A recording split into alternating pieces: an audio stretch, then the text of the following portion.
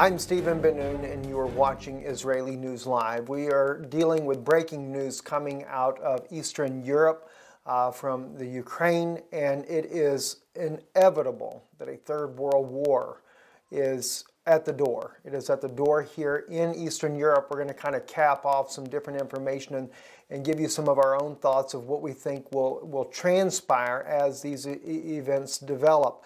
But in TASS news, Russian news, they are reporting that Ukraine plans to regain control over Donbass by all means, according to Prime Minister Yatsenyuk, who is the Ukrainian Prime Minister that was placed in there after the former Russian Prime Minister was forced out by gunpoint.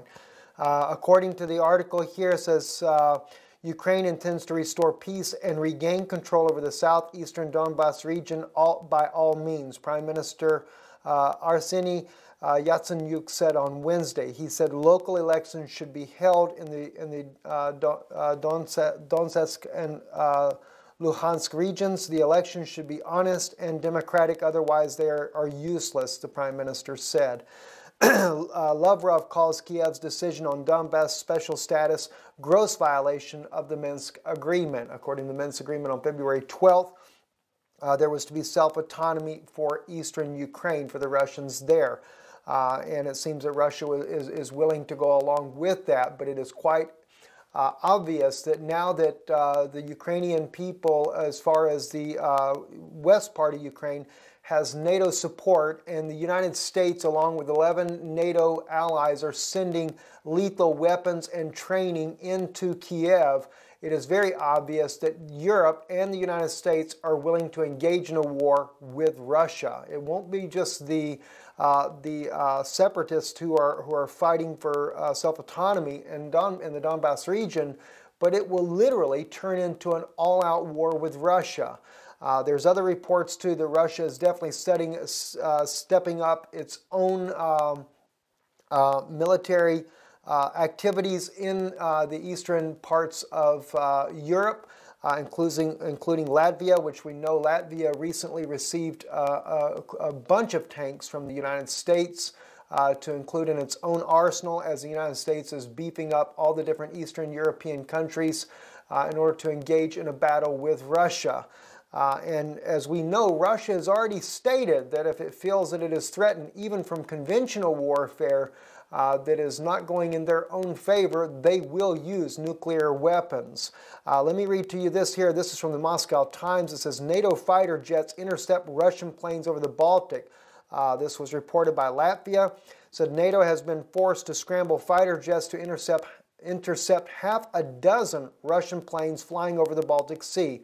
The Latvian military said Wednesday. NATO Typhoon fighter jets on Tuesday intercepted 7 Russian aircraft. The Latvian military said on its Twitter page, including 4 Su-27s, 2 An-26 jets, and an An-12 jet. Latvia said in a separate tweet that it had also spotted 3 Russian Kilo-class submarines, sub-support, and hydrographic vessels just 30 nautical miles or 55 kilometers outside of Latvia's territorial waters on Wednesday.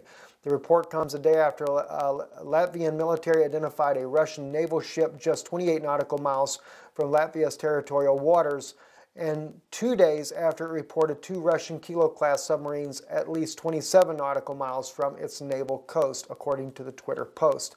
Russia has escalated its naval activity on its western frontier in recent months. Earlier this week, Russia's northern fleet was put into full combat readiness for a series of military drills, a move interpreted as a response to simultaneous military exercise held in Norway. Of course, NATO is also conducting military exercise in the Black Sea. We are aware of this as well.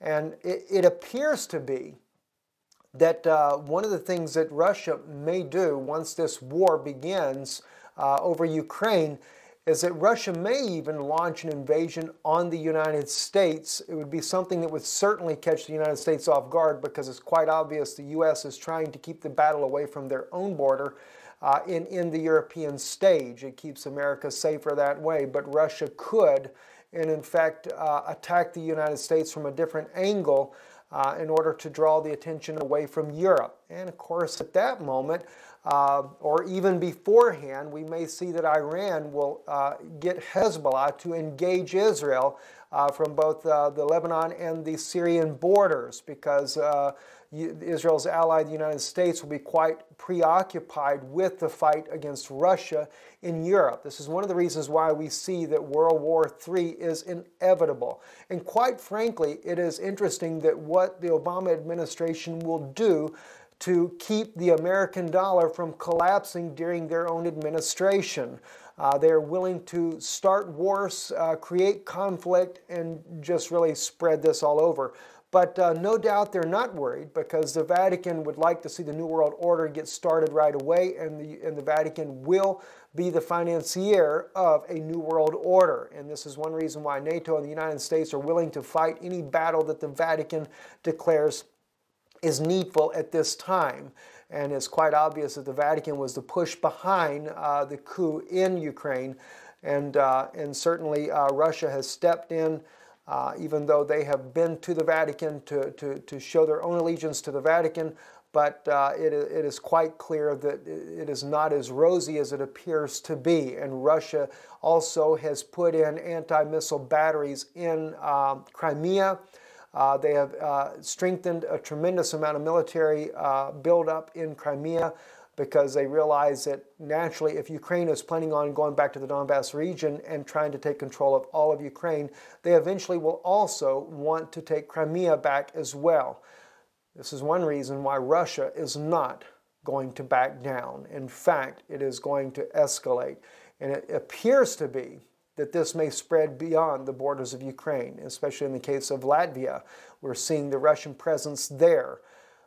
Also in other news, Prime Minister Benjamin Netanyahu has won. We posted on our Israeli News Live Facebook page that it appeared that he may have won. It was a very tight race. He did come out with 30 seats, the Likud party did, and the Labour Party only with 24. So it is official. The Prime Minister, Benjamin Netanyahu, has kept his seat as Prime Minister of Israel, and we will be looking to see that he will also keep his promise not to have a two-state solution and not to divide the land further. And including with the issue with the Vatican, who has taken over Mount Zion already. Mount Zion should be taken back as well as the Temple Mount. And the commandments of God that was given to the state of Israel should be enforced, especially in the Old City. I'm Stephen Ben-DeNoon with Israeli News Live. Shalom.